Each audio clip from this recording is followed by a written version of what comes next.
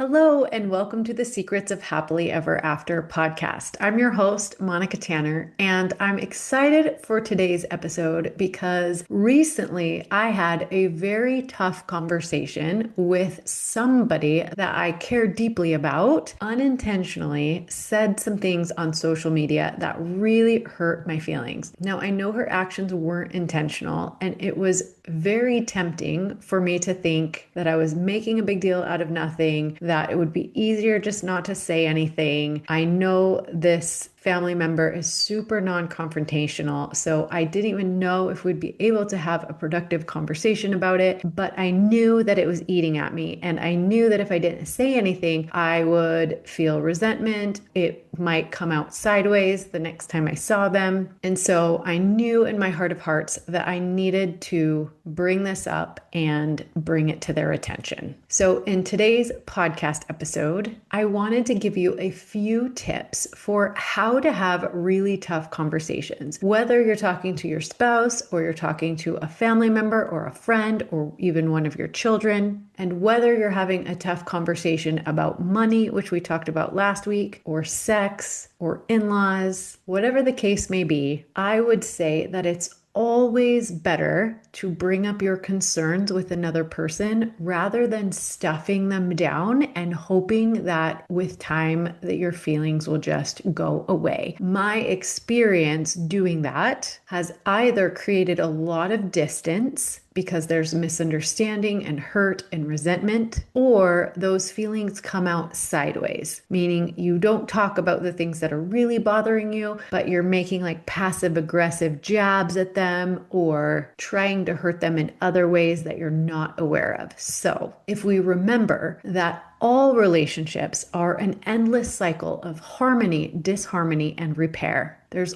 always going to be ruptures. There's always going to be misunderstandings. There's always going to be times when you're not agreeing or somebody says something that affected you in a way that they probably didn't mean, but it's worth having the conversation, not only for the other person involved, but also for yourself so that you can gain more insight and understanding into who that person is and even why it might have upset you. So in my case, I saw that my dear friend was online and they were talking about something that they were super passionate about, which I do all the time. So I completely understand that. I clicked on her post. And again, I know she didn't mean to, but she was very specific about a situation that was hurtful, not only to me, but to somebody else that I really love. And so I wanted to bring it to her attention because, again, I know she didn't mean it the way that it came out, but it was hurtful. So a few things that I'm really proud of myself about is historically, my knee-jerk reaction, my losing strategy is usually retaliation. So when I feel hurt by something, my first reaction is to hurt back. I'm not sure exactly where this originated, but I know that that is my first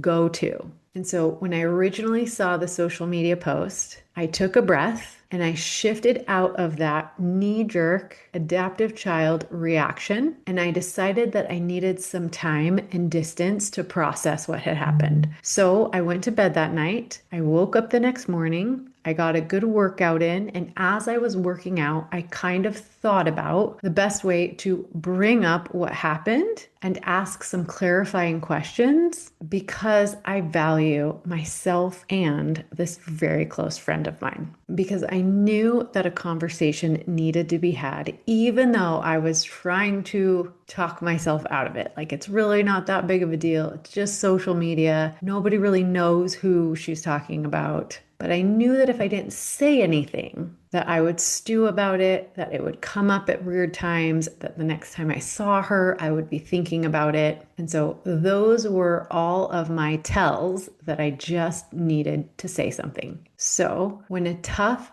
conversation needs to be had, here are 3 things that can make it go smoother. Number 1, lead with curiosity, not accusation. So originally when I heard it, I wanted to retaliate, but also I wanted to just say, you said this and I didn't like it.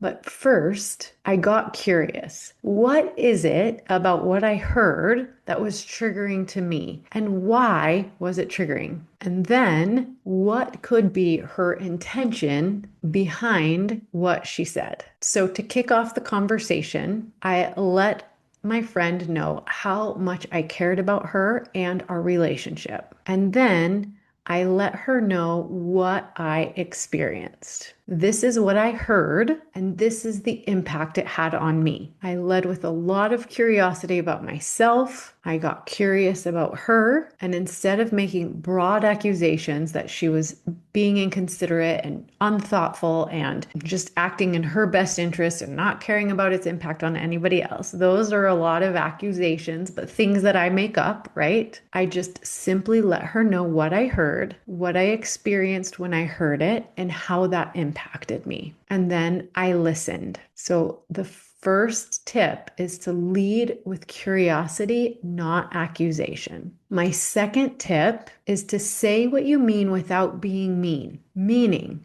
don't beat around the bush. I know a lot of people talk about using a sandwich method, like say one nice thing and then talk about the problem in the middle and then say something nice at the end. I don't feel like that's necessary. I think that you should cut to the chase, say what you mean, and then listen.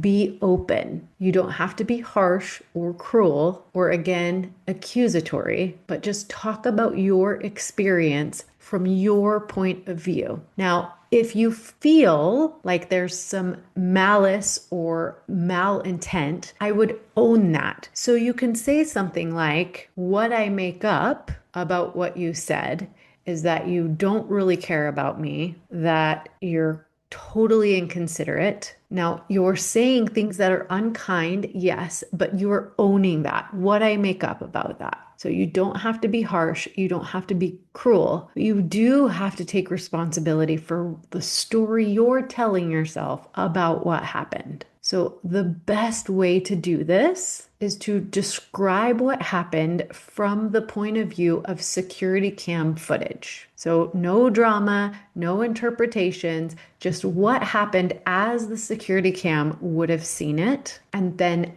own what you make up about it. Own the story you're telling about what the security cam footage would have reported, and then you can express how you felt about that. That made me feel sad, afraid, hurt, whatever the feeling is there, angry, whatever you feel about the story that you make up, it's good to let the other person know. And then you can add what I would like now is. So for me in this scenario, I talked about what happened. I explained my experience or what I made up about it. I said that I was heartbroken, and then I asked for an apology. So that was the way in which I said what I meant without being mean. And then the third and final tip I'll give you about having hard conversations is to really listen. For most of us, as humans, when we're hurt, our defenses go up. When we have to have tough conversations with people, a lot of times we're listening for their missteps so that we can reload and shoot again. But what I really want to invite you to consider is to listen with an open heart. Listen to understand their reality. So this is on both sides. If somebody is starting a tough conversation with you, try to understand their subjective reality. And what I mean by that is their experience. Everyone makes sense to themselves. You might be thinking, you're crazy. That didn't happen. But get curious. Say what you mean and seek to understand what kind of crazy they might be. Does that make sense? So, on both sides of the tough conversation, you want to listen to understand the experience that the other person is having. What was hurtful? What was hard? What made them angry? And by doing so, you get to enter into the repair process. And the beautiful thing about the repair process is this is where trust is formed. This is where relationships are strengthened. This is where you become more resilient. So at the end of this whole experience, after my friend and I had gone back and forth on what happened, how we experienced it, how we felt about it, I felt so grateful. And I was glad that the whole thing happened because I felt stronger for being able to express myself calmly and compassionately. I understood her a lot better, and I felt like our relationship truly was strengthened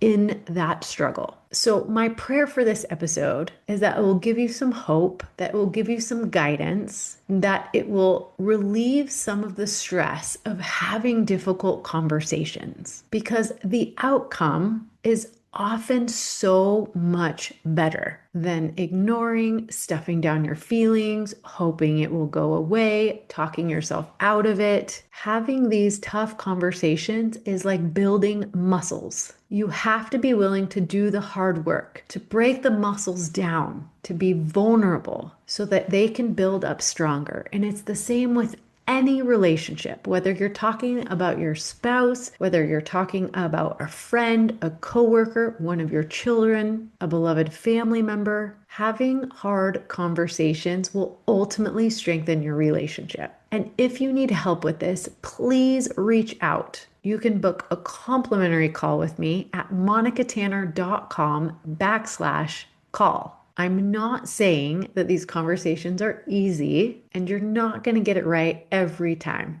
Sometimes it will go sideways. Sometimes the person you're talking to will not be receptive and they will not be skillful. But I guarantee if you practice those 3 skills that I just gave you, 1, to start with curiosity, 2, to say what you mean without being mean, and 3, seek to understand your partner's subjective reality. Practicing those 3 skills will make difficult conversations go better. And I want to tell you from the bottom of my heart that having these tough conversations will strengthen your relationships. So don't be afraid.